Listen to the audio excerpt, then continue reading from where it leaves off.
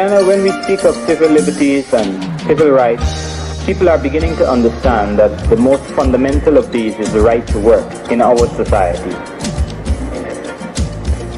And what is occurring in Guyana is that the government is making political capital out of the indefensible position of one who is either unemployed or is very close to the line of being unemployed. I want to say to you all, in no uncertain terms, that this government is disrespectful to black people. And if people disrespect you, you have a right to disrespect them.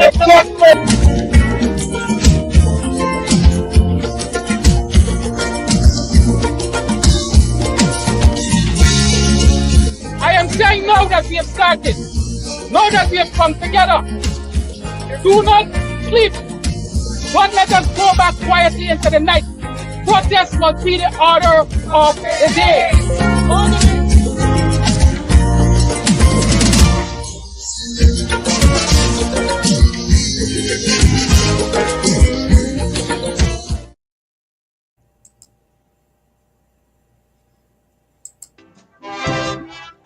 Lie, lie, lie, lie, lie.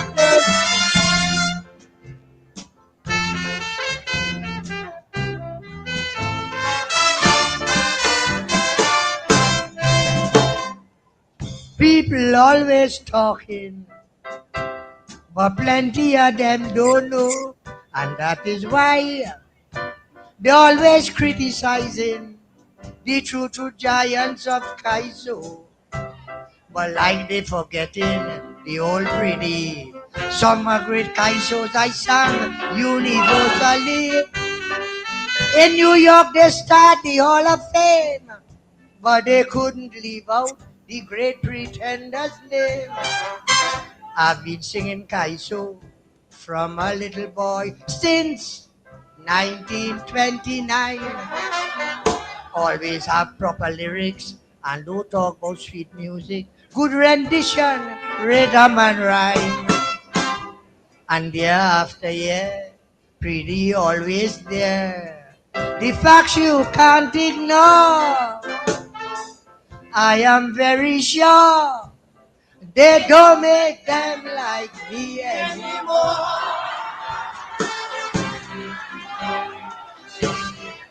Lie, let it.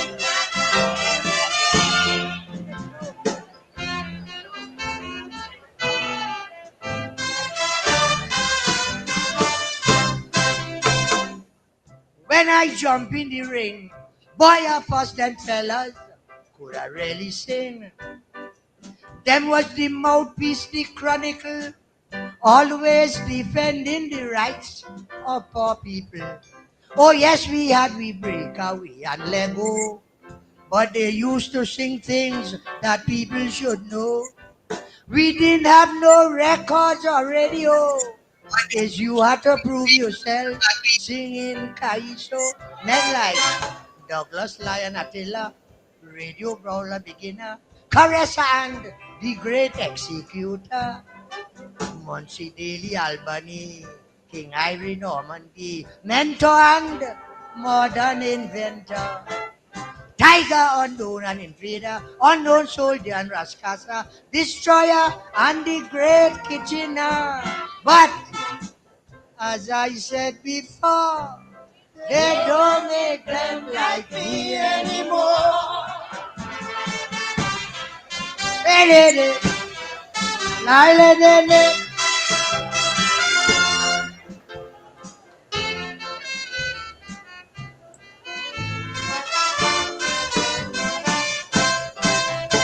This is something you ought to know. It's over 6 decades I sing in Kaiso. They change up Kaiso in all form and fashion, but I still remain a true Kaisonian. Oh yes, I love me soca and up tempo, but me in lane go true Kaiso. I want you to keep these names in your head. Some good Calypsonians, both living or dead. Viking Zebra, Mighty Killer, Melody, Terror, the great spoiler, Striker, Ziegfeld, and Conqueror. Superior, Cypher, the great sparrow, Blakey, Briner, Puma Cristo, Shorty, Duke Rose, and Valentino. Sniper, Relator, Explain, Abrigo, Funny Francine, Gypsy, and Maestro, Stalin, Chalk Dust, Shadow, Swallow, Composer, Engine, and Power, I can't ignore, but they don't make them like me anymore.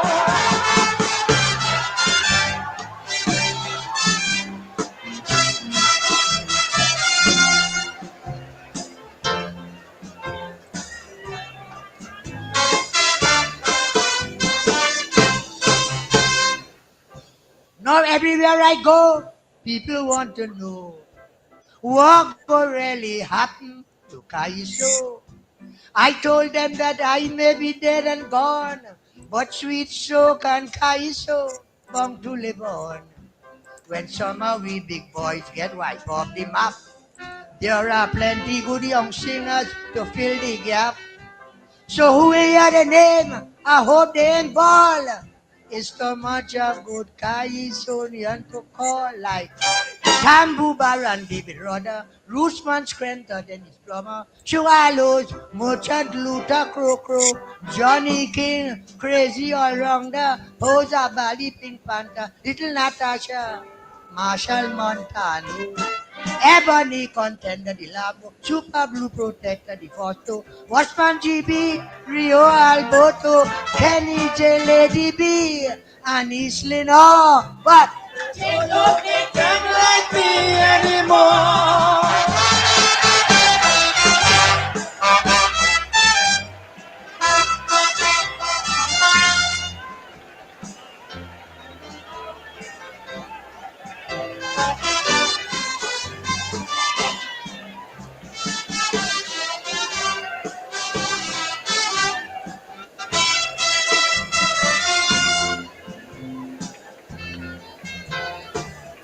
This is the most potent homemade manjaro the internet has ever seen.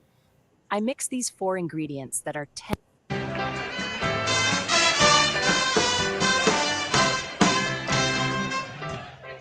Friends, I was bound to come back because I heard the tumultuous rounds of applause.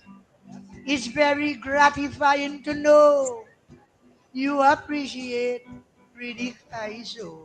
I love to sing for people with intelligence. And you are such a beautiful audience. Believe me, friend, this ain't old talk. I love the Calypso fans in New York.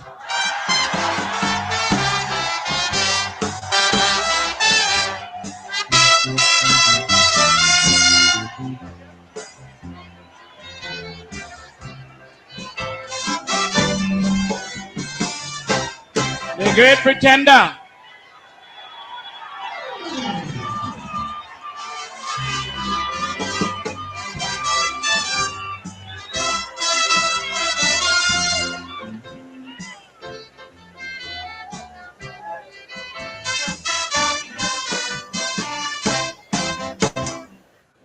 Friends, I know you love to hear pretty singing extemporaneously. A lot of giant singers coming behind. Me want nobody keep me in mind. They have composer and terror. Boomer, don't forget relator. Me don't want them fellas complain. So if you call me, I ain't coming back.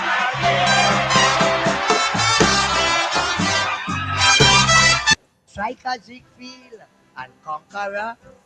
Superior, Cypher, the great sparrow, Blakey, Briner, Puma Cristo, Shorty, Duke Rose, and Valentino. Sniper, Relator, Explain, Abrigo, Funny Francine, Gypsy, and Maestro, Stalin, Chalk Dust, Shadow, Swallow, Composer, Engine, and Power, I can't ignore, but they don't make them like me anymore.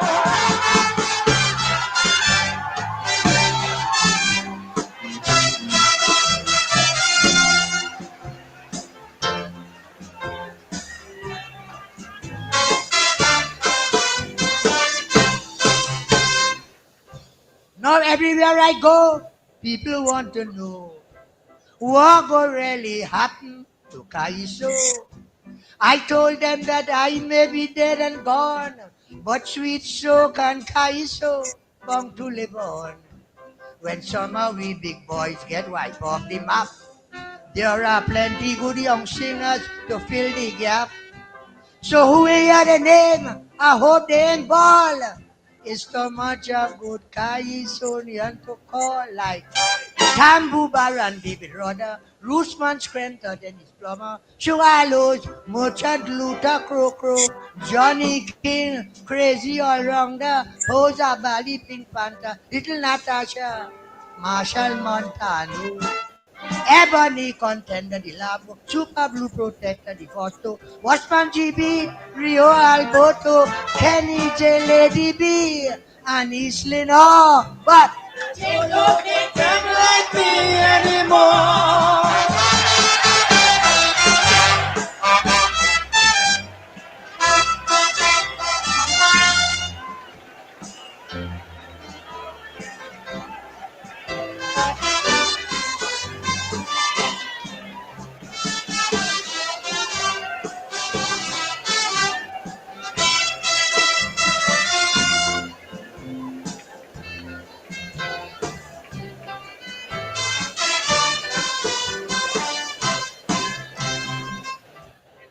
Friends, I was bound to come back because I heard the tumultuous rounds of applause. It's very gratifying to know you appreciate reading Kaiso. I love to sing for people with intelligence. And you are such a beautiful audience. Believe me, friend, this ain't old talk. I love the Calypso fans in New York.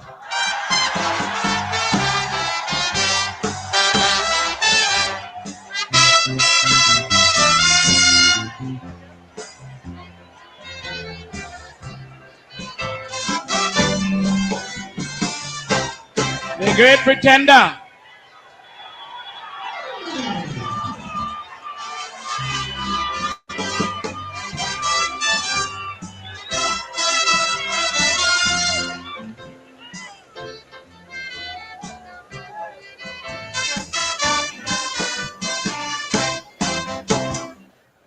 Friends, I know you love to hear Brady singing extemporaneously.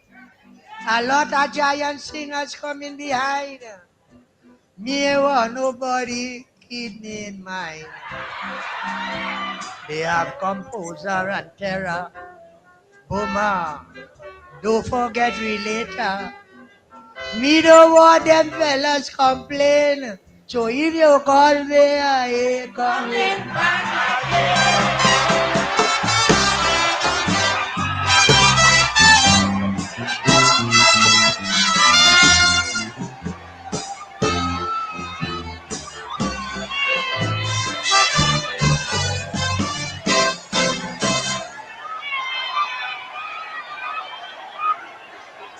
Free me, pretender.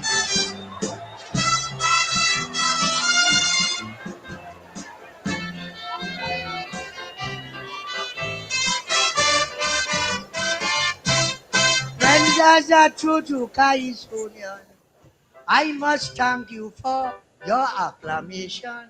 Your acknowledgement gives me the inspiration to sing this extempo composition. But my performance, I'll have to curtail. I hope that you would let good sense prevail. Make all your friends to know you met the Michael Jordan of Kaiser.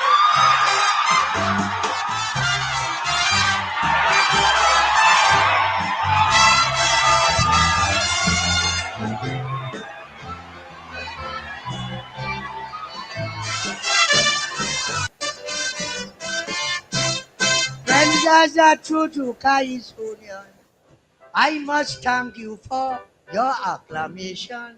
Your acknowledgement gives me the inspiration to sing this extempo composition. but my performance I'll have to curtail. I hope that you would let good sense prevail. Make all your friends to know you met the Michael Jordan of kind.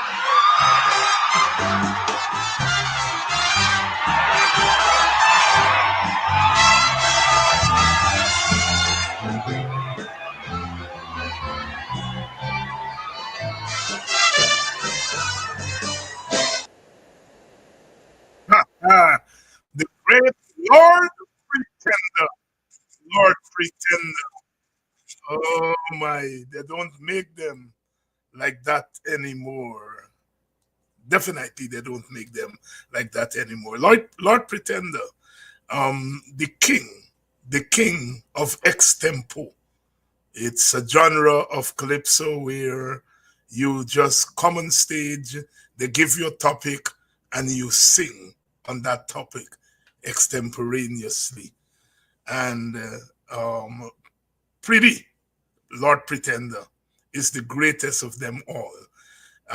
You have people like Gypsy, who is arguably up there with Pretender. You have London, Young London, who is ruling the roost now. But extempo is a particular type of calypso. Really calls for knowledge, intelligence, putting words together on the spot. And that is why I believe that calypso is the greatest musical genre in modern society. It's there's not a music like it. I mean, there are tremendous musical forms by all groups in the history of humanity, but the kaiso is particular. As I tell my students all the time, is that we in the Caribbean are probably the only people in the world who dance to politics and philosophy. And as you listen to Lord Pretender there, you understand the real authenticity of the music storytelling. And as the Mighty Joke says, editorial in song, editorial in song. Good evening to all of you, and welcome to Politics 101. Tonight it's Monday night, and we have Tacuma Ogunseye in the house, and we are going to be talking about the issues over the last week. And you know, there is never a dull moment in Guyanese politics. Never a dull moment in Guyanese politics. Good evening to you. Good afternoon to you. Good night to you. All those of you who are joining us. A very good evening to the people on the East Bank of Demerara. The East Bank is coming under the microscope for reasons other than what those people represent. Of course, you know, the East Bank Road is forever congested, especially as you get down to a place like Grove. When you're coming down from the airport, you get to Grove, and then it's trouble after then with all the construction that's going on, but not just the construction, but the way in which the construction workers don't necessarily care about all the traffic jam and all that kind of stuff. And the vice president has been trying to flay them, but at the end of the day, no, you can't blame them. It is the government. The government seem to be more concerned about remaining in power rather than doing what is right. Good evening to Vibert, my friend there from Grove. Good evening to the wonderful people at Linden. And I'm told that I have to be specific sometimes when I talk about Linden. Good evening to Wisma, Mackenzie, Amelia's ward, 1 mile, half mile. And as my friend Dr. Vincent Adams would say, Christian Borg. All the wonderful people at Linden, good evening to you. And it's a new week and we're ready to roll. My friend Cyril Walker, good evening, my brother. Linda Mingo, good evening. Good evening to Dennis Collison, always present, always a fighter. Joma and Kruma, always here. Jomo, that name, I grew up as a little boy in Buxton and we had 2 Larry. Now I hear they're calling it Cantor. We had 2 Larry. One name was Jomo Kenyatta and the other one was Sir Abu Bakar. You talk about people who had a sense of identity and a sense of self, Jomo Kenyatta and Abu Bakar. To this day, Bakar, Mr. Andres, all his children and grandchildren and them get a name Bakar. I don't think if some of the young people, some of the younger members of the family might even know where Bakar come from. But it was his Larry, Mr. Andres, Ayaman and Kudu and them, their father truck. Abu Bakar. And then about 3 houses down, Scarface. His Larry was Jomo Kenyatta.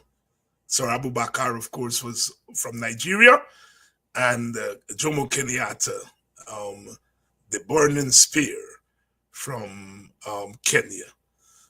Good evening to all of you and welcome. Good evening to you, Cheryl.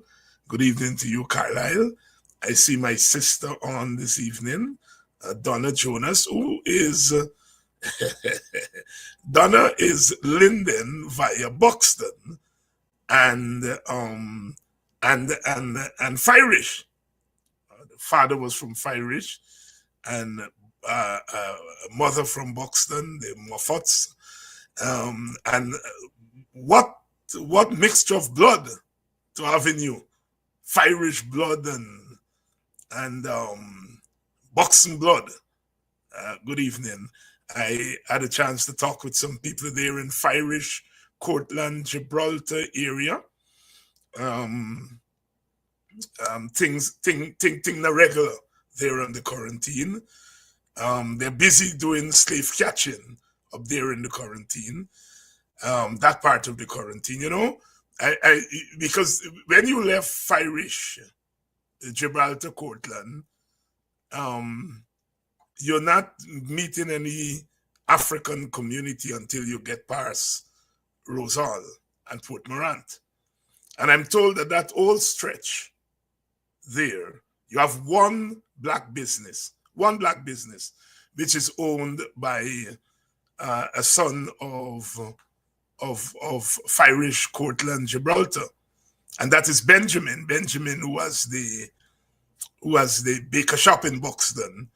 He has a business there, one black business, I'm told, in that old stretch, 14 miles from Irish, Gibraltar, up to Rosal, and then you move on to Port Morant. And then when you pass there, of course, then you go on to Kildonan and Norney and Alness and those African villages or mixed villages. But it's quite a thing, quite a thing there. And we understand that what they're doing is that they're going around to these communities and registering people as if they're registering them to vote. And then they give them the red PPP jersey. And then when the people open the jersey, they see $35,000 inside. 2 days later, the PPP man come back and say, you get the thing? Yes, what thing you're talking about? The 35,000. Yeah. But what we need you to do is sign up to be a PPP member, to vote for the PPP. That is happening there in Gibraltar, Cortland, Firish area right now as we speak. One man had the courage to give them back their $35,000 and said, no, I'm not selling my vote. I'm not selling my vote. Kudos to that gentleman. And so we have work to do. We have work to do. A lot of people ignored our message and run off on their own narrative that we are angry about people joining the PPP and all that nonsense, and we use bad word and all those kinds of things. The real issue is what is going on in our communities. What is going on in our communities? It's buying votes, which is terrible. It's against the spirit of our Constitution. But more than that, it's the IPAS. IPAS for African people. All people of all other ethnicities, Indians, Portuguese, are trying to tell black people what is good for them and trying to say to them, I don't want money. You know, it is consistent with the whole notion of hungry belly, so you need money for buy food. That is all you're worth. And so when you talk about racism, that is racism. That is racism. The way in which you characterize and essentialize a particular ethnic group. Very disrespectful. You're telling them that what you need is a little frick. You're telling them, don't worry with Norton, don't worry with David Hines, don't worry with Nigel Hughes. They're not your leaders. What they ever do for you. What they ever do for you. So we are the only people you got to do something for. You know, we are always looking out. You know? And that is the racism. That is what the ERC should be looking into. Not looking into me.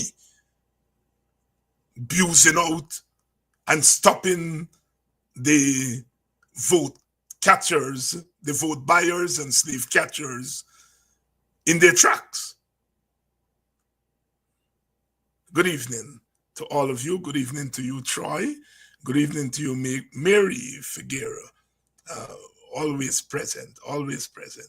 Donna Liverpool, I think Donna is coming from French Guyana or Dutch Guyana. I think she's somewhere over there. You all know my age. You all say Suriname or Paramaribo and Cayenne. Well, my generation knew it. Dutch Guyana, French Guyana. You know, we had some people who came, I think they're originally Guyanese, but the father was from Suriname, lived in Buxton, and we used to call them Dutchy. And to this day, that name, them Dutchy. Them Dutchy, you know, from Dutch Guyana. Good evening and welcome to Politics 101. Please share the link. Please share the link. Share the link and let everyone know that we are live tonight. Tacuma Ogunseye, a co-leader of the Working People's Alliance and veteran political activist, is in the house. And note I say political activist and not politician. Politician is someone who makes their living off politics. Someone who makes their living off politics. I don't make my living off politics. Tacuma Ogunseye doesn't make his living off politics. We are political activists, revolutionary political activists. Good evening to all of you. French Guyana, yes, French Guyana, Cayenne. Intertwined, our people are. And as Pretender said, they don't make them like him anymore. And it's not just in Kaiso. It's in almost every facet of life. Things come into being and go out of being. We're grappling with the present, but if must we grapple with the present, we cannot do so outside of the context of the past. And if we tell lies on the past, then we are telling lies on the present, and we are misleading our people as far as the future of our country is concerned. Well, you all have noticed that Venezuela is at it again.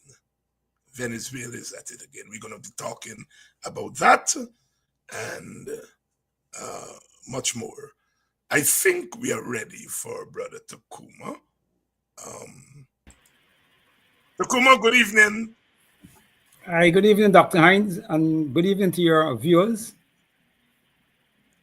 It's always a pleasure to have you on and to be able to get some wisdom from you. I depend on you a lot as far as the pulse of people are concerned, because you were someone who walked the road, ride the road. You're always out there. You're a market vendor and tradesman. You're a tradesman, and by tradesman I mean you're a man who walk with your hands, and you're a market vendor. So you're constantly seeing and hearing from people, and so your perspective on a lot of these political matters are valued. Let us start with the issue that I was talking about there. I got a couple of calls from the quarantine asking myself and the WPA to visit there. In particular, we got calls from Firish, Gibraltar, Cortland area, and they're complaining about the attempts there at slave catching and the way in which the PPP is going about it. Are you surprised that in those far-flung areas where the media are not shining their cameras very often, that you have that kind of behavior going on? No, I'm not surprised. I mean, that is consistent with the PPP playbook. They have mastered the art of breaking up the country into small parts, particularly the African community, and to see where they could find community to isolate and give special attention. One of the big classical things for that was Linden, the way they treat Linden. With the TV station, they kept Linden for umpteen years without access to the general national TV stations, and had them confined to one station controlled by the government and pushing government propaganda. And that you could say was the beginning of their approach after they came to power in 1992. So it is not surprising that now that there are problems with the changing demographics in the country, and more importantly, with the fact that they have engaged in a governance style that is very much apartheid type, and the African community and their activists and leadership have been raising these matters in the halls of the United Nations under this special period in which the United Nations designate for African people, the decade for African people. And the PPP's racism has been stripped and made naked to the world. And then they make things worse when they went to United Nations Committee and argue that the African economic and social conditions at present is a reflection of the fact of they engage in not planting rice instead they plant provisions to eat, and it's amongst the self-imposed wounds. I mean, that is open racism, and I think that having faced both the national, regional, and international pushback, and having come under the spectacles of the world, I think they decided that they have to do some repair work. And the repair work is not, in my judgment, is not so much for elections, but to counter the kind of pressure they're under for the racial policies and governance. And they feel the only way to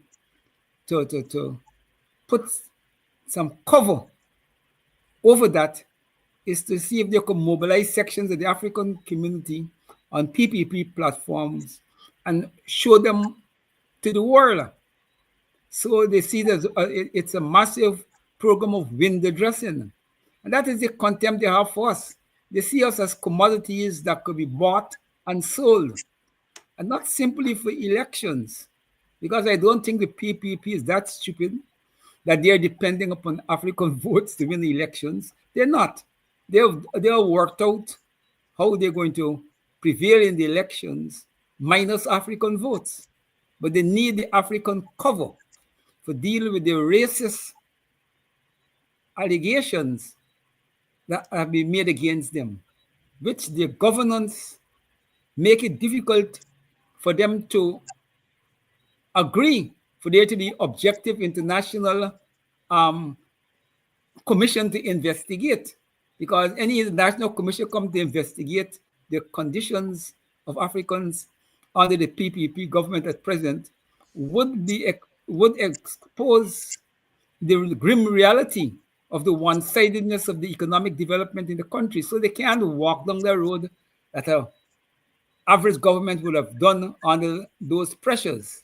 So for them, the only lifeline is to have Africans who they catch in the slave catching activity and have them being paraded at the time of the elections, because elections time is a high point where the world will be looking at Guyana, and they feel that that will be the best time for have the showcase. The best time to have the showcase. And you look at the state media.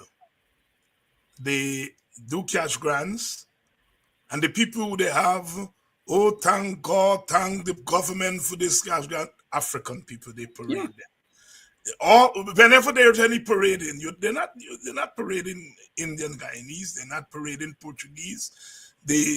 A lot of times they don't get into the hinterland, so they can parade our indigenous brothers and sisters, but they're always parading Africans. And there was something called the United States has something called the World's Trade Festival. It was held in 1904 to mark the 100th anniversary of the Louisiana Purchase.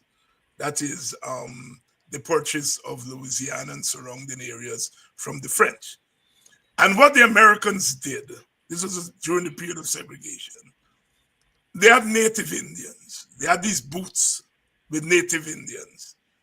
And then you had booths with Africans, and they're parading them in their natural thing. And white people would go next to them and measure their color against, let me see my color against the barbarians, and so forth.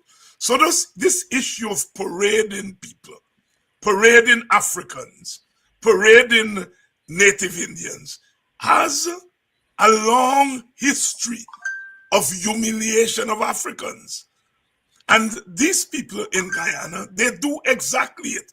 Whether they're aware of that history or they're not aware of that history, whether they're aware of the symbolism of parading Africans and parading Native Indians, I don't know. But they are engaged in the worst form of racism. And we live in a society, Brother OG, part of it, don't have a sense of what racism is, because the PPP is socializing mainly the East Indian community, but it's also spilling over among Amerindians and Africans to believe racism is when somebody says, I love my race, or somebody said, I'm black. That is racism, rather than what they are doing, that parading in the newspaper of Africa. It's not like they're parading all races. They pull out Africans and they parade Africans. And that is the zenith of racism. Do you think they're conscious of what they're doing, or they're just doing it like that? I think they're conscious, even if you want to give them the benefit of the doubt to say initially they weren't conscious. But they have been faced with the objective criticism by you and many other African activists and groups, so they can't now argue that they don't know, and instead of changing the policy, stopping the policy, they have been intensifying the policy. So the objective evidence will lead any impartial observer to the fact that this is deliberate behavior on the behalf of the PPP. They're not doing it out of ignorance. They're doing it very understanding exactly what they're doing. And I think it's a result of the contempt that they have for our people in our community. You see, unfortunately, in multi-ethnic societies like ours, when you have a historic kind of contestation like how we had, and then one ethnic group have been able to emerge as an economic powerhouse relative to the other group, what goes with that is a level of contempt. And when politics embrace that, and politics is using that to enhance political survival, it gets 1,000 times worse. And this is exactly what we have here. We have a conversion of the unfortunate development of contempt deriving out of economic success in the Indo-Guyanese community. And then you have the deliberate political embrace of that and to use it in their struggle to enhance the PPP political power. So you have those two things conversion, and their actions are very deliberate, very deliberate. You see, they since 92, people have been pointing out to them that the way in which they're dealing with state contracts, the state is the largest spender of funds in the economy. And if you got a procurement arrangements where 90% of the state contracts goes outside the African and Amerindian community, the majority goes in the Indian community and probably the Portuguese community to some extent. You're creating, economic deprivation in the African community. And then when you add to that a deliberate policy by the government to pauperize African workers who constitute the majority in the public sector by giving them starvation wages, denying them the right to collective bargaining, and so you're deliberately creating a situation of economic dependency in the African community.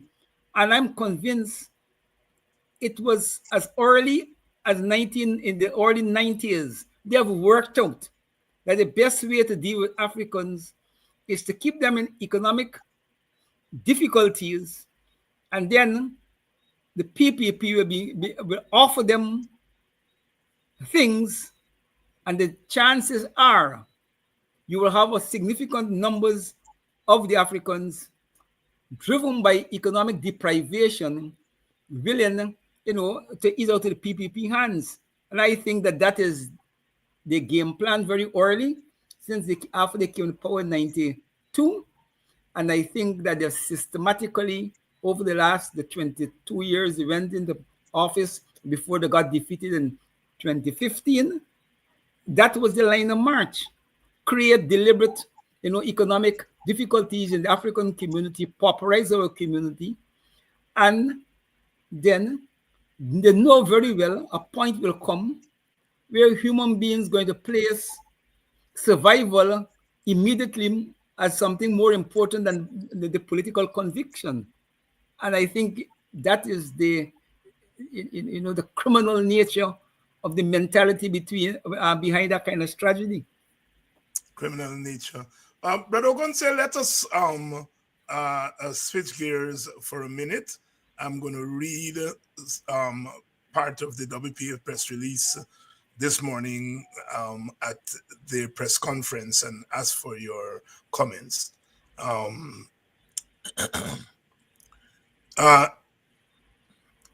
WPA continues to believe that the gravity of the Venezuela threat seems not to be a priority for our government. This is a stubborn truth which must concern all Guyanese.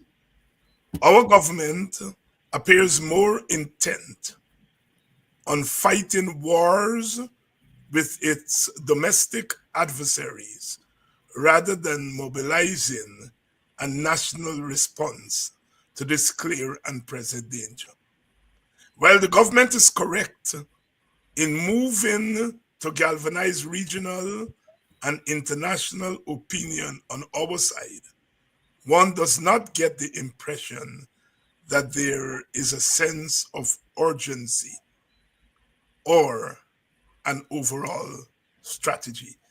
That is an excerpt from the WPA's press release, which was released at its press conference this morning. Expand on that and explain to us the thinking behind that position. Okay, I think that the WPA's press release in that particular section highlights in a very graphic way the crisis that we have related to the border and a government that is bent, on domination. And it is best reflected in the initial responses of opposition supporters. Kaishur News, I think it was, yes, I think it's Kaishur News on Sunday, had on the front page a picture with President Ali meeting and shaking hands with the opposition leader, Aubrey Norton.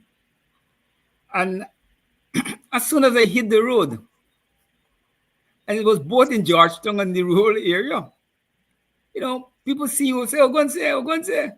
They know Norton now, and they're showing you the paper. They know Norton now, they know the opposition now. Opposition supporters were greatly offended by the fact that the government only knows the opposition when trouble, is in the air. And I think that in a real way is unfortunate, but that is the state of play we find ourselves in the country. And the WPA assessment of the government that they're not so interested in national cohesion as it relates to the border is borne out by the fact that they were dealing with this problem since 1992. Since 1992, the government, was dealing with the border problem, and they had umpteen opportunities to demonstrate to the country and the world that as it relates to the border, they are prepared to put aside internal political differences and to build a real cohesive and united response, political response by the entire nation, reflected in government and opposition working together to deal with this matter.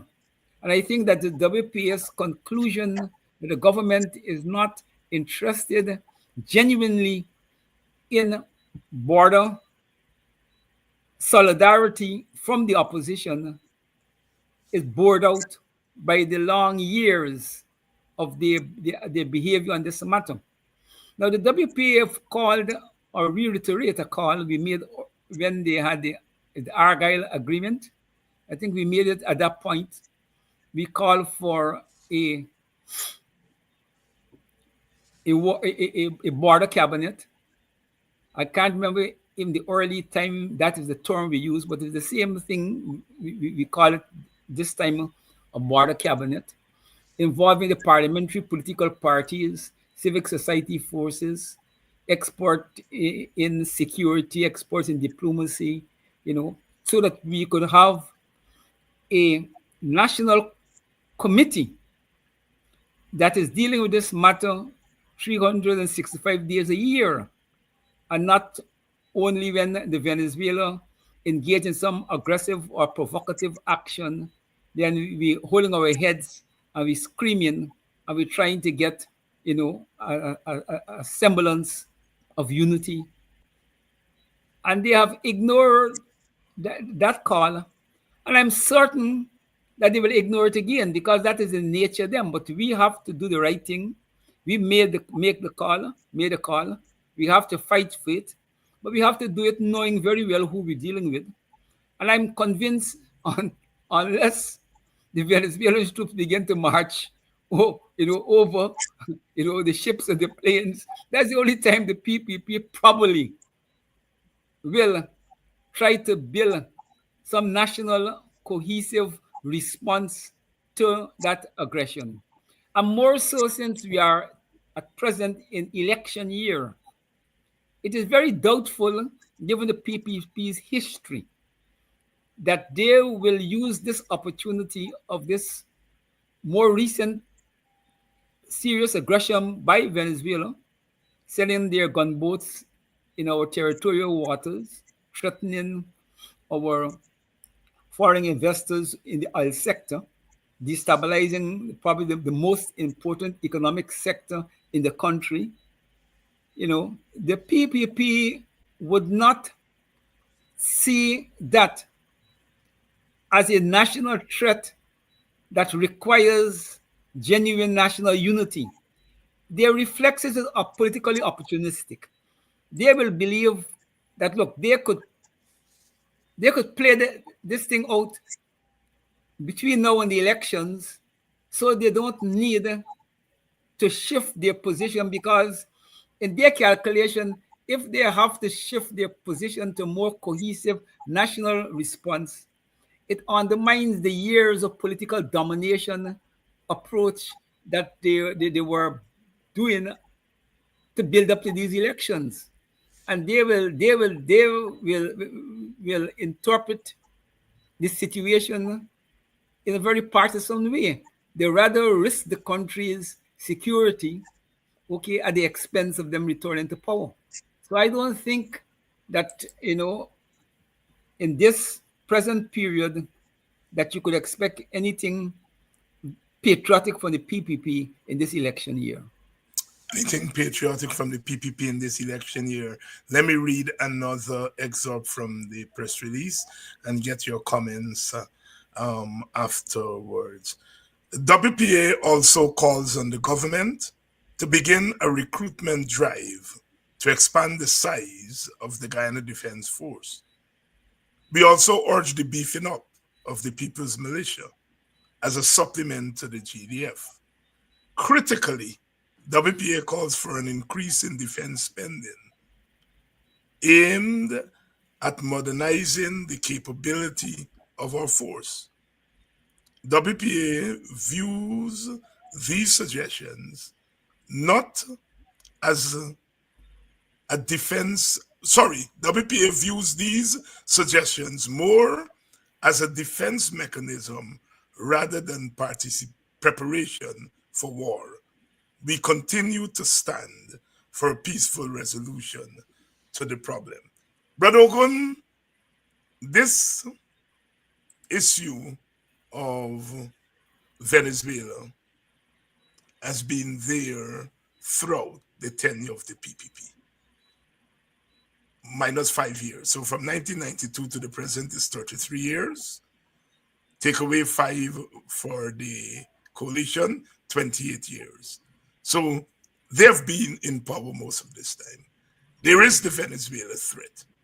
They have never put resources into beefing up the capability of the army.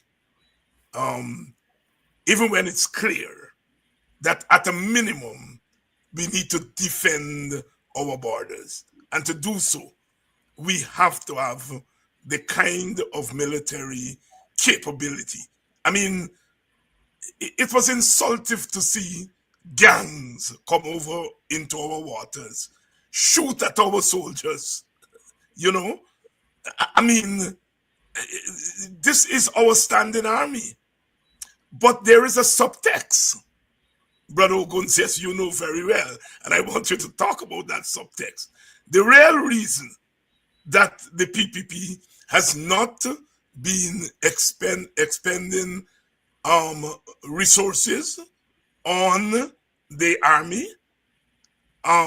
they were forced to reactivate the People's Militia, but they haven't been putting resources into beefing up the People's Militia, because there is a subtext here about who is in the army, who are in the army, who are in the People's Militia, and that if you arm the army and the People's Militia to deal with external forces, that there may be some internal consequences. And so even with oil, and plenty money with oil, the government is spending more on infrastructure than on defending 2/3 of our territory. I mean, it's bizarre that they are prepared to turn their eyes on another country wanting 2/3 of our territory, not spending money there, but spending money on infrastructure. Talk to us about the subtext. Well, you explained it very kind of very clear. The PPP have always seen the army as an African institution that has to be controlled and has to be weakened, and so that is basically their fundamental position. They judge these institutions not necessarily on its important role in the national shape of things, but how it plays out in the internal politics of the country. And they see the army as a black institution, and therefore, they have always took the position that to the extent that they can't get Indians in the army, then they have to keep the army, at an insignificant number, and they have to keep the army prepared in a military sense. And they don't care about the border. For them, they measure these things in terms of the domestic impact and how that impact their survival as a political group and a political class. So for them, they will take the position that, look, we won't get to a point of war, and even if we get to a point of war, they will take the position we can't defend ourselves militarily. We have to depend upon Uncle Sam, and what we got to do is to depend upon the Americans, give the Americans whatever they want in exchange for some defense. And since for them, that is the way they see it, they will argue that spending on the army is neither here nor there. Because at the end of the day, they will claim the army is not capable of defending the country anyhow. So I think that is how they justify um, their actions. But it's being driven more by domestic considerations. They want a weak army because a weak army means, okay, a depleting of African political standing in the country.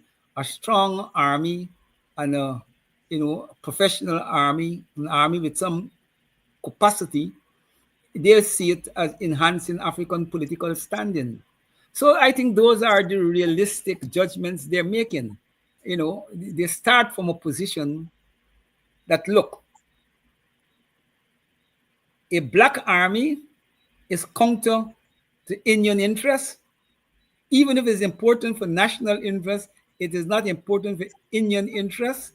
It's not important for the PPP line of march of domination. Therefore, it, like the public sector, okay, or like any other agency or institutions where Africans have a dominance, you have to restrict it, okay, to a point of insignificance. And you try to compensate for that, and to be more particular in terms of this particular case, by reliance upon external forces to defend, and to keep the Venezuelans at bay. So for them, they are not prepared. You see, our call for expanding the army, they will not respond to that more so election year, because to expand the army, they're not going to want to bring in more Africans exclusively. Even if they could get them the Africans to join, they're not going to want to do that. Expanding the army must mean bringing in more Indians in the army, and the PPP is not going to carry that message in the election year to the Indian community. So, while objectively we need to strengthen the army, okay, even if for symbolic reasons, we need to do it as a nation to show our determination. But they're not going to move in this direction more so in the election year, because they will actually have to make concrete steps to get more Indians into the army. And at this election year, and with danger at the border, they're not going to invest into that politically. They're not going to move in that direction. They're going to invest in the international work, giving the Americans whatever the Americans want. And Trump is a transactional man, and Trump, I guess, is ready to make a deal. The question is whether the deal that Trump may ask is whether we could swallow, we could drink the medicine, But I mean, I think that is the approach. No.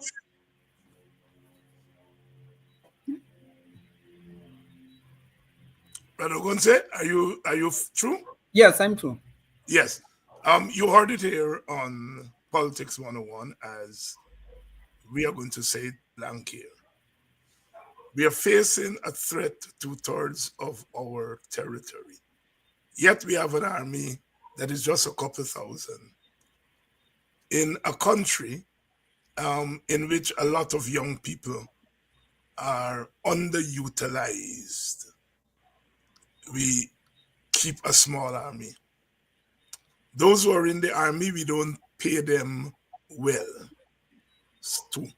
3, we have refused, even with oil money, to give the army the kind of hardware, the kind of weaponry that they need. This is in the face of a threat to 2/3 of our territory. And as Brother Ogunseye says, that you may think that that is bizarre. How can a government, faced with what we are facing from Venezuela? I mean, Venezuelan army is the size of our population and more. In the face of such a threat, every day, not beefing up the army, not beefing up the people's militia, not spending money on modern weaponry, not paying the army members a better wage, then of course there is a backstory to that. And the backstory to that is that this government does not want a critical mass of African people bearing arms. You heard it here on Politics 101. You heard it from the Working People's Alliance, because again, we are the ones who will speak that bluntly. Tomorrow they're going to say, Heinz and Ogunseye put race in everything. 98% of the army is black. We didn't put them there. The fact is that they're not paid a living wage. The fact is that they don't have the kind of weaponry that they need. If they had, no gang could have come across and shoot our boys in the way. And you see who gets shoot? It's black boys, young black boys. So we are not lying. We are not bringing race into it. It is a type of society that we live in.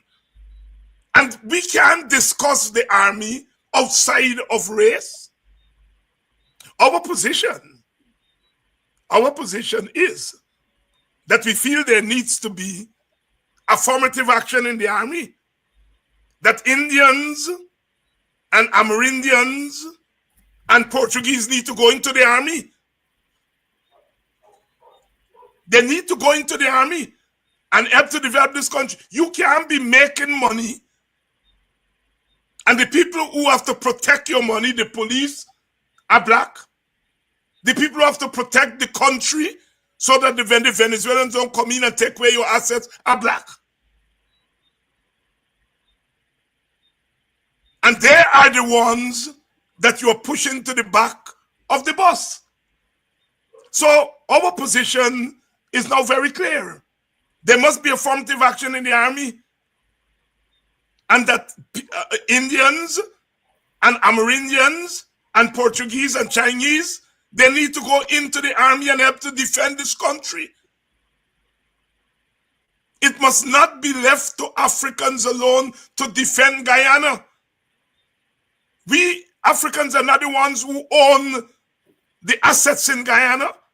The assets in Guyana are owned either by foreigners or by the East Indian and Portuguese elites. So in a sense, Africans are protecting the wealth of others. And we are saying it here, that that has to stop.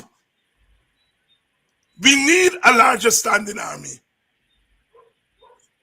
We are not going to defeat the Venezuelans, but at a minimum, we are going to be able to protect our borders and to prevent the Venezuelans from sending gangs.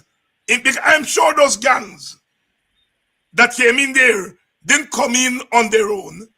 And at least we have to have an army that can keep gangs from coming into our waters and in our territory. At least, at a minimum, we have to have an army, as Brother Ogun said, even for symbolic reasons.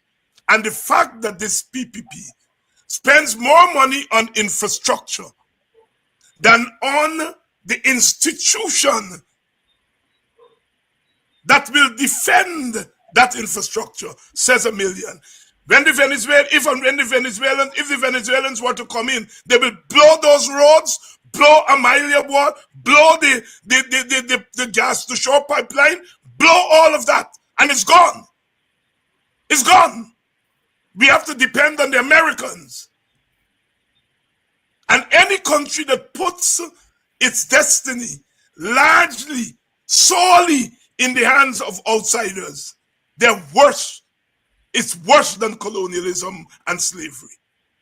And so we want to sound that bell here, that this government is practicing race politics in its treatment of the army and defense of our country. So we have put it out there.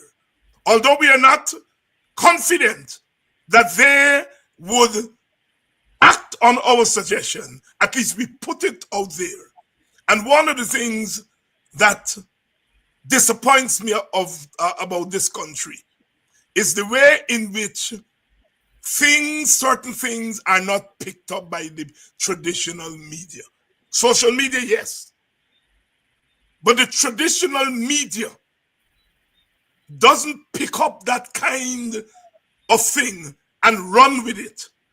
And so, in a sense, they contribute to what the PPP is doing. Because the PPP can say, it's only Ogunseye and Hinge, and all you have to do is to banish them from politics. And you won't hear those things again. Brother Ogun, anything you would like to add? I want to say that the African commitment to the defense of the country have never been questionable. It was never subject to question. From the time this border issue arose at the point of independence, you have had, I would say, overcommitment of Africans to defend the country. Whether we could actually defend it in a real military or not, that might be questionable.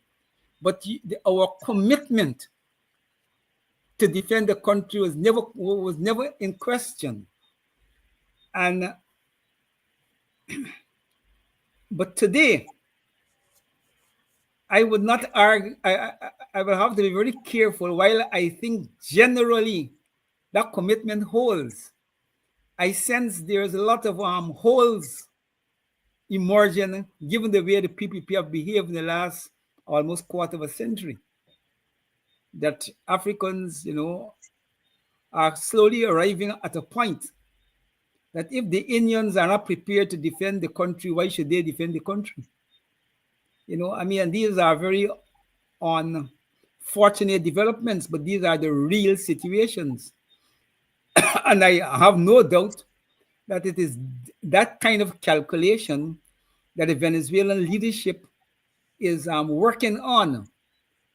I think they understand very well, just like how we will understand that on the border thing, Venezuelan opposition and government may very well have a common position.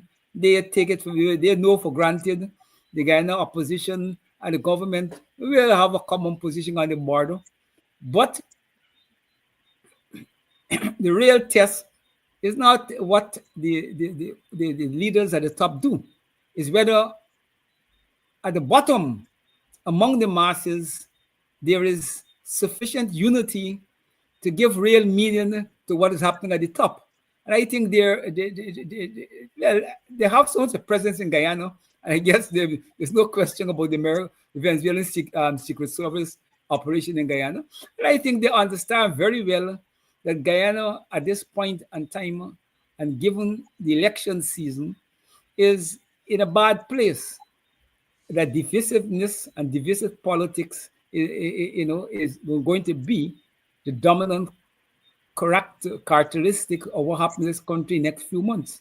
Because the PPP will do nothing, as I said before, to change that reality. And the opposition will have no other option but to respond, in kind. And I think that is what the Venezuelans are calculating on.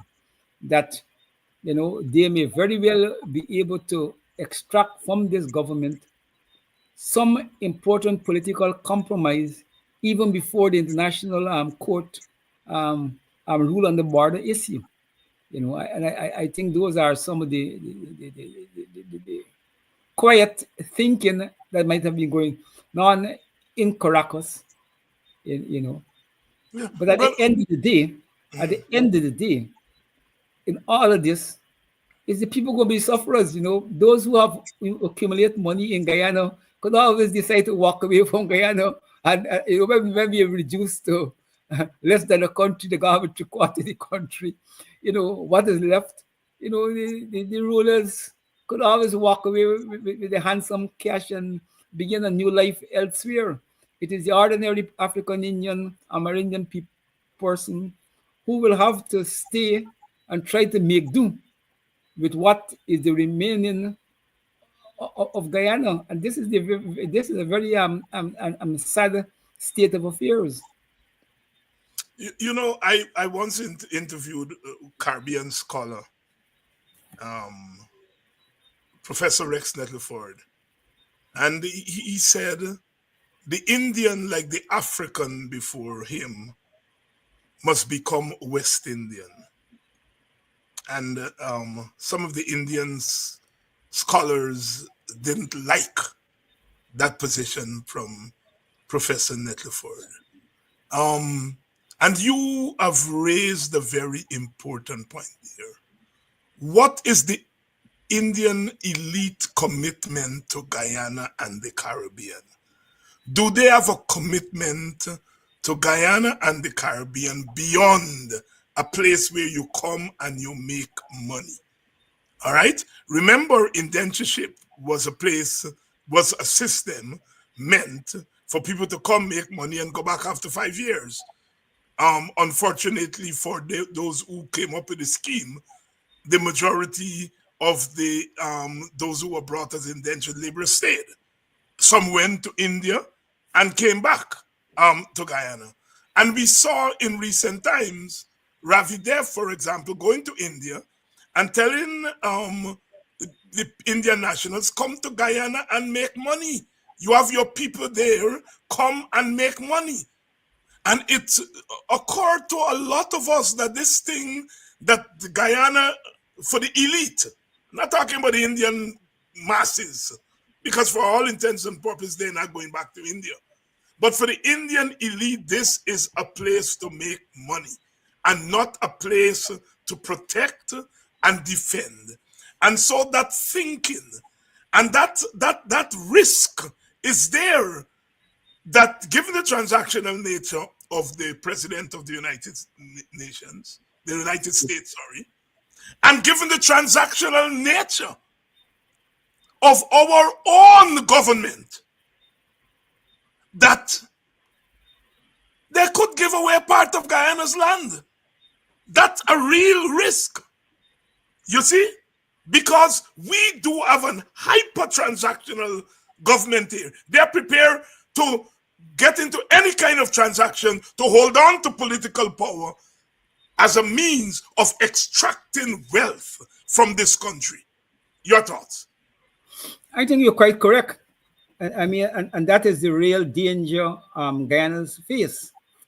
Now, I would happy for the Indian comrades like Rafi Devon and others at this point come out and argue for Indians to go into the army.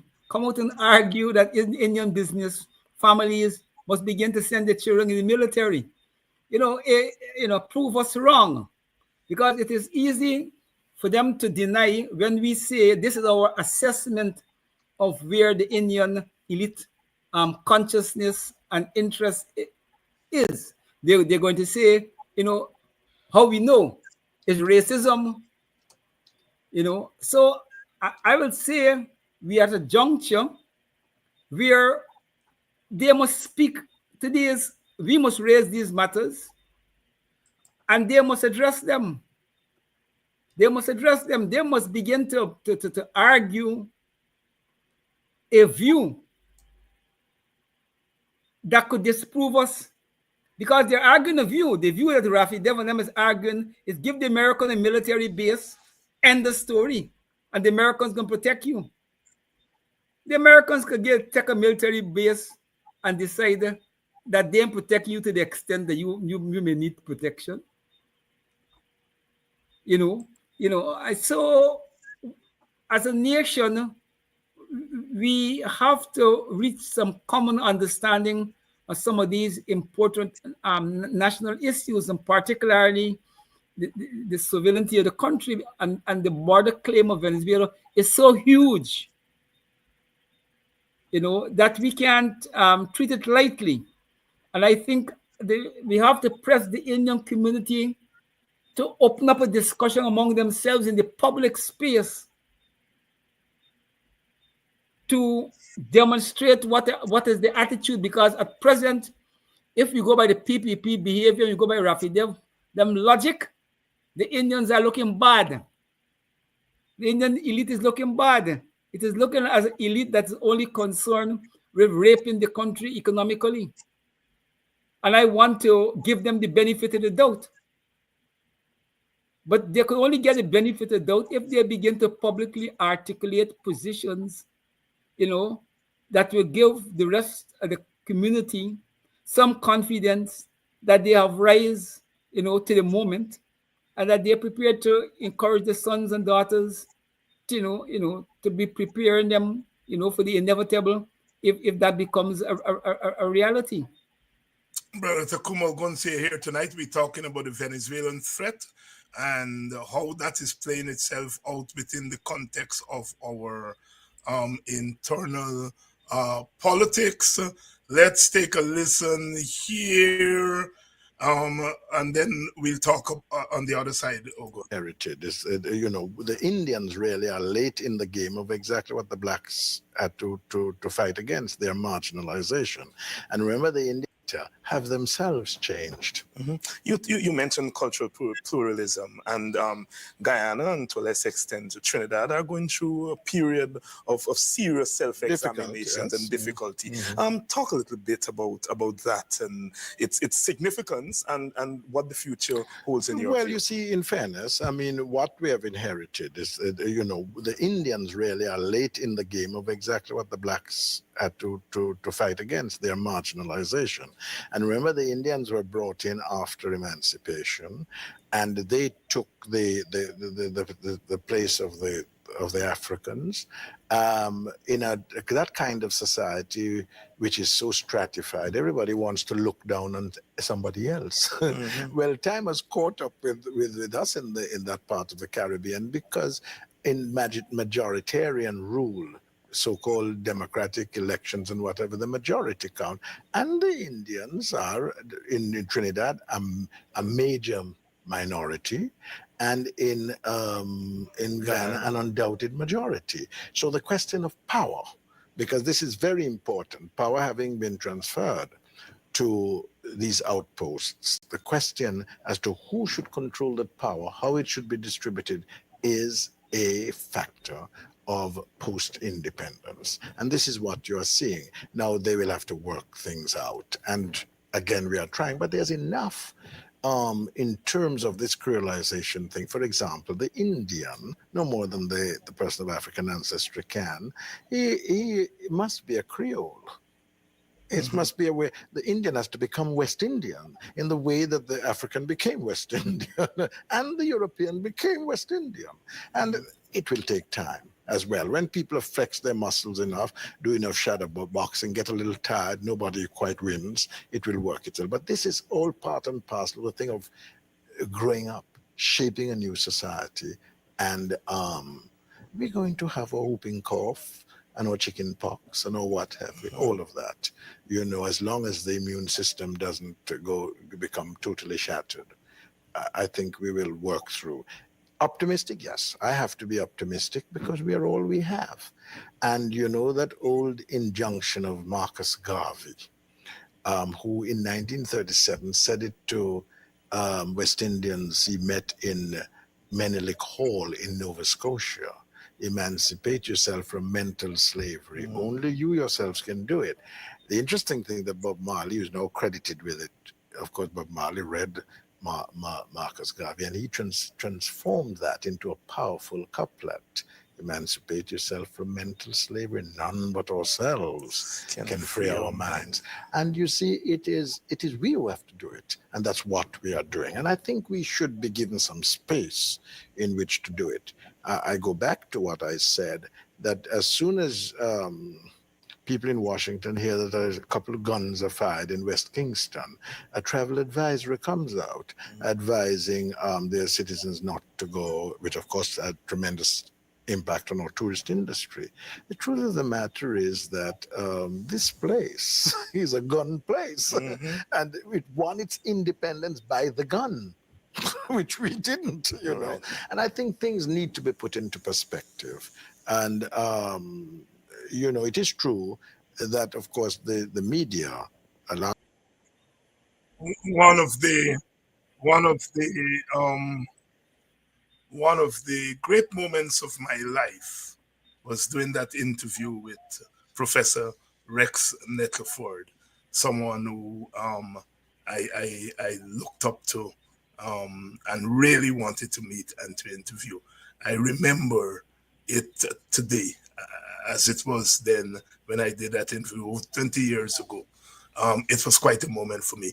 Brother Ogunseye, you heard Professor Rex Nettleford there on the question of the Indians, Indian Caribbean people, and the question of creolization, the question of becoming West Indian. Your thoughts? I listened to the professor very carefully, and I, reflect upon the debate, because it's an old debate. I mean, I know we were engaged in that debate in Askria in the early 70s and even the late 60s.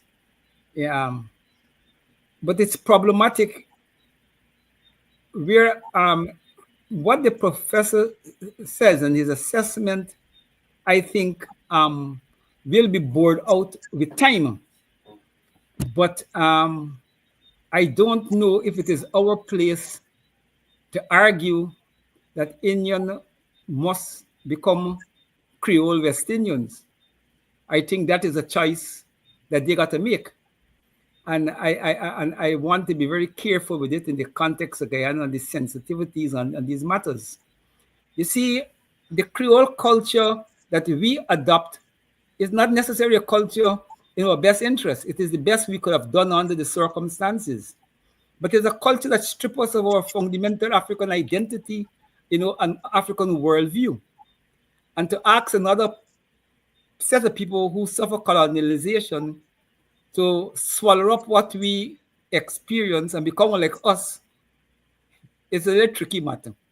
But we will all have to concede that living in this space, the Caribbean, and suffering European enslavement, indenture, colonization, there's an objective reality that unites us, that make us neither African or Indian, in a certain way, culturally.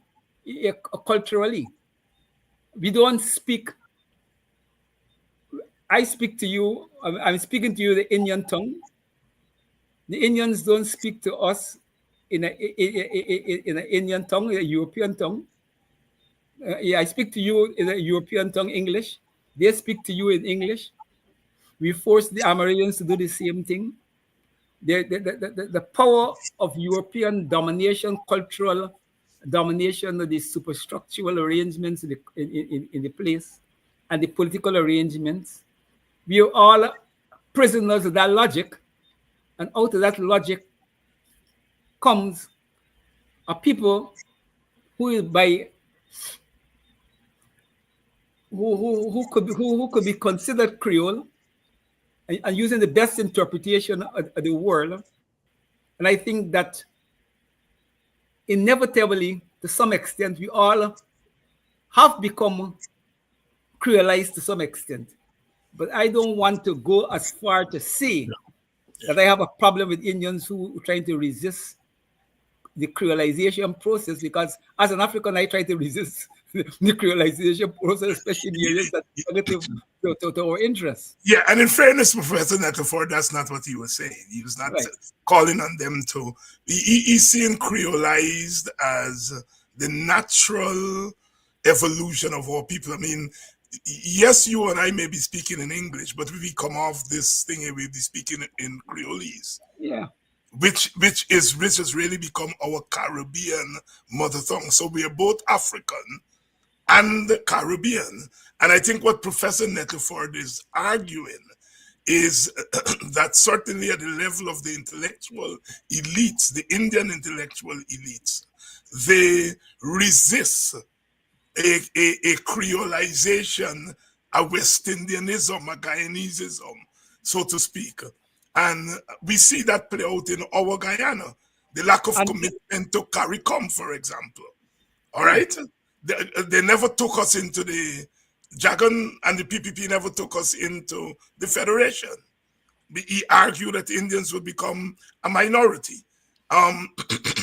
They never supported Carifta and CARICOM. They always saw it as an African boys club. When in the 1990s, Pandey came to power in Trinidad in 1995, and there was an Indian government in Suriname, there was talk about Suriname, Guyana, and Trinidad and Tobago becoming a sub CARICOM movement that included three of them. So I think what Professor Ledford is arguing is that the logic of mixing, which is what the creolization is, the logic of mixing, which Africans and Amerindians and whites have had to go through, Indians are a little bit slow in that mixing, largely because when they came with their cultural reflexes intact.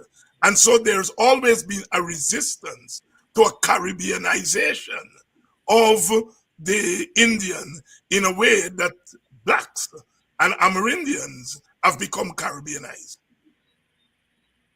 Yes, and the other side of it is that while they resist creolization, they suck up to European cultural forms. Well, that's the point. So he wasn't talking about creolization in terms of Europeanization. Professor Ledford was talking creolization in terms of Caribbeanization, right? And that it goes to the point that we are making here tonight, and that is, are the elites, in the Indian elites, the Portuguese elites, and even the African elites, sections of the African elites, are those elites committed to Guyana as a place where we live and that we have transformed, we have quote unquote creolized, and we have turned it into a different, are they committed to it? Or is this just a place where you come, you make money? Because that's what slavery is about. Europeans come, they make money, so they didn't even come. Some of them never set foot in the Caribbean. They got lands, they got free labor from slavery, and they make buku money, as we would say, right? So slavery was about making money. Colonialism continued that whole notion that these places are outposts where you come, or you don't even have to physically come, but you make money. And are our elites, Indian elites, Portuguese elites, and to some extent sections of the African elites, are they continuing that trajectory of this place, Guyana, and by extension the wider Caribbean, as a place where you come and you transact and you make money, you accumulate wealth, and then you go somewhere else?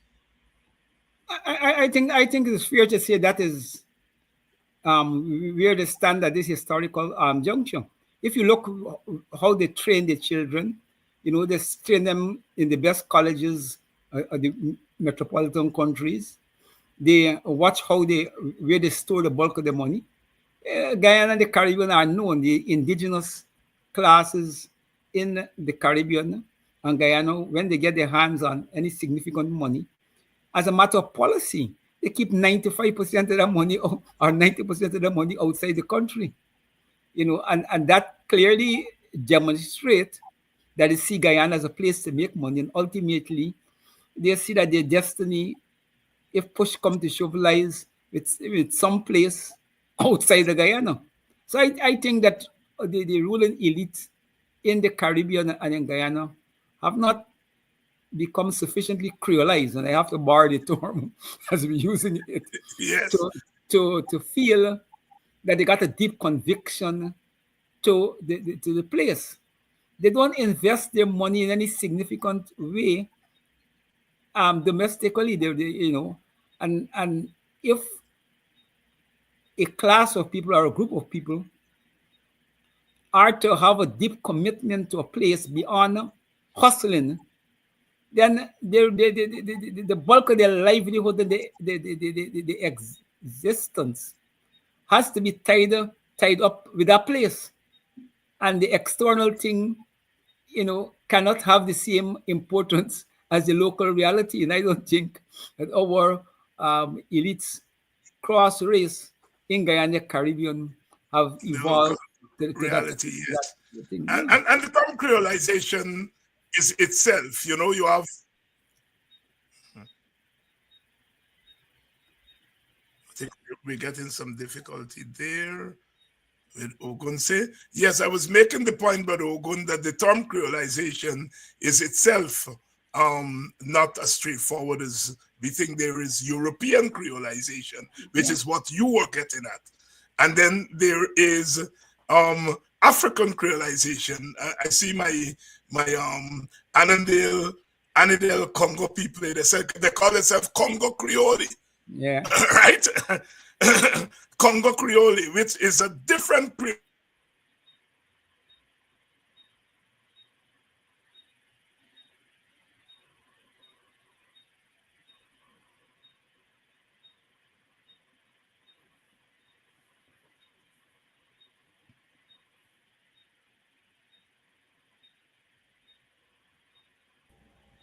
Yes, which is a different kind of creolization from the European creolization.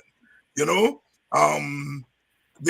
voodoo religion, for example, is really a creolization of all the different African religions coming together first, and then syncretizing with Catholicism and creating this new religion, this new African Creole religion called voodoo. And the same thing with our faithism and spiritualism and so on and so forth. So there's African creolization, and then there's European creolization, and which Professor Nettleford is arguing.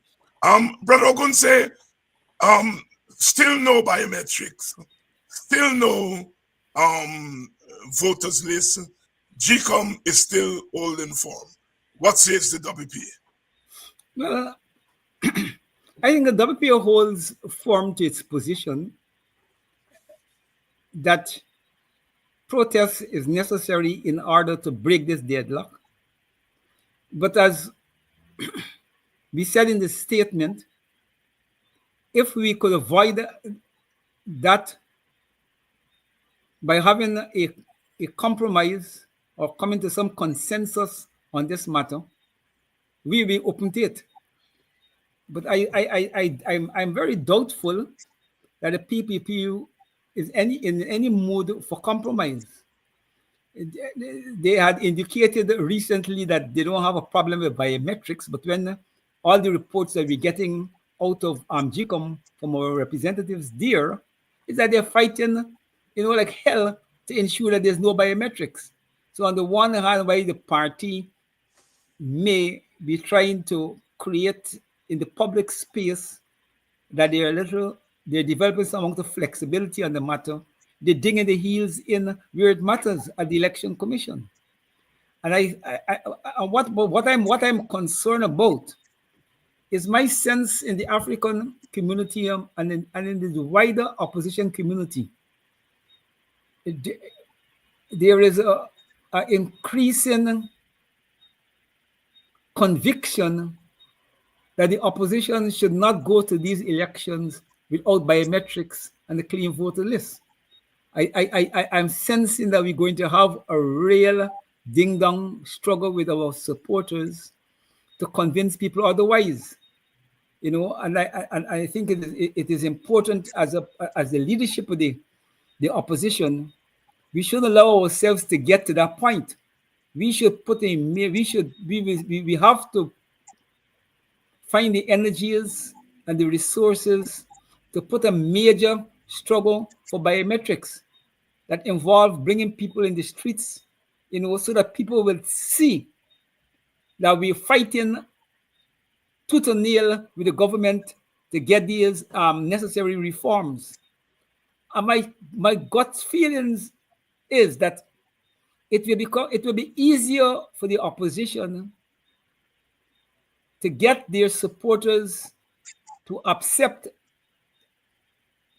a high-level political risk of going to the elections without biometrics and without a voters list, if the people are mobilized and are engaged in a pre-election struggle for biometrics, people will more willing to accept, look, we did our best. We didn't win this thing, so we got to fall back for the next best situation.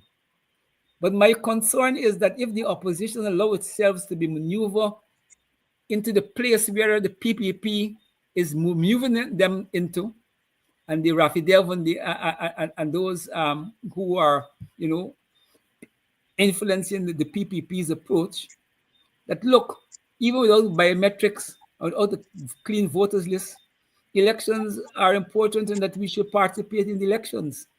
I think we will really be stretching our support base to swallow that medicine,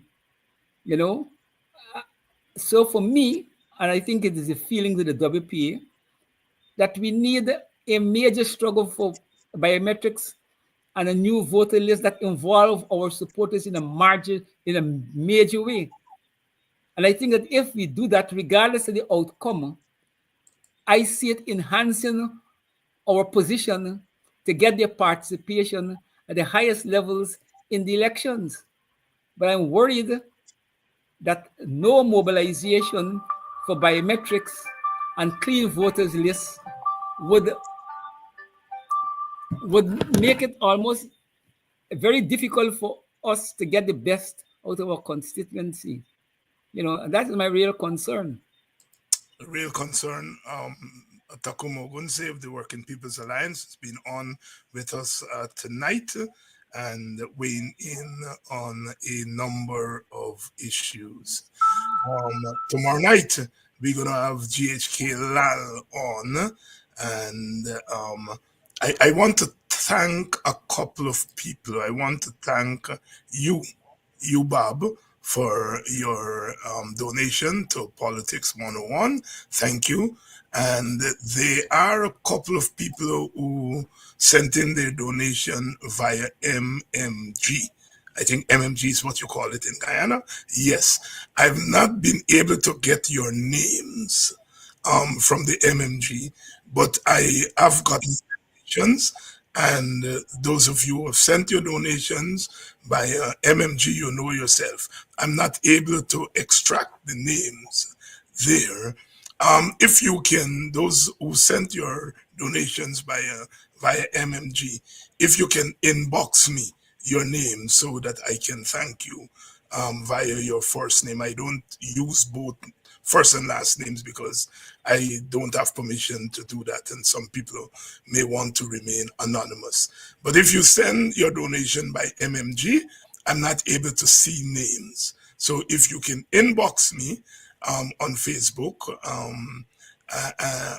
or text me at any of the numbers you see here at the bottom of the screen, and just let me know that you sent your donation via MMG, then I'll be able to thank you. So again, thank all of you who have made your contributions to Keep Politics 101. As I said today, Hugh Bob, thank you for your donation. Brother Ogunseye, your closing thoughts. Yeah, I want to thank your viewers for their steadfastness and their commitment to the program. And I think that both ourselves and the viewers have been growing collectively in these exchanges, because a lot of the ideas that people project on the programs and the kind of things that they were sent to you and so forth helps to strengthen our collective resolve. And I think that we have to, as a people, those of us in Guyana and the diaspora, have to see this year as a major year, the year of change, one way or the other. And I think that that is the kind of message I want to leave with the viewers and by extension, the rest of the country, whenever our countrymen and women have a chance to hear the program, that this must be for us the year of change. And we have to do everything in our power before, during, and after the elections to make sure that we have change. And I'm being specific: before, during, and after. This is not a normal engagement that when the election's done, matters done. Regardless of the outcome, you have to struggle for change before, during, and after the elections. Before, during, and after the elections. Brother Ogunseye, thank you very much, my brother. And to you, the audience, as usual, we love you and we continue to bat for you. We're all in this thing together. And so we've got to close ranks. Tomorrow night, Brother GHK Lal is going to be here. Until then, stay woke and stand firm.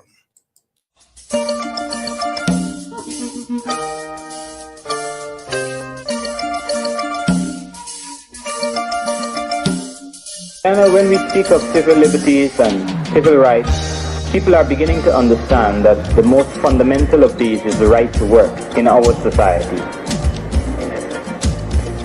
And what is occurring in Guyana is that the government is making political capital out of the indefensible position of one who is either unemployed or is very close to the line of being unemployed. I want to say to you all, in no uncertain terms, that this government is disrespectful to black people. And if people disrespect you, you have a right to disrespect them.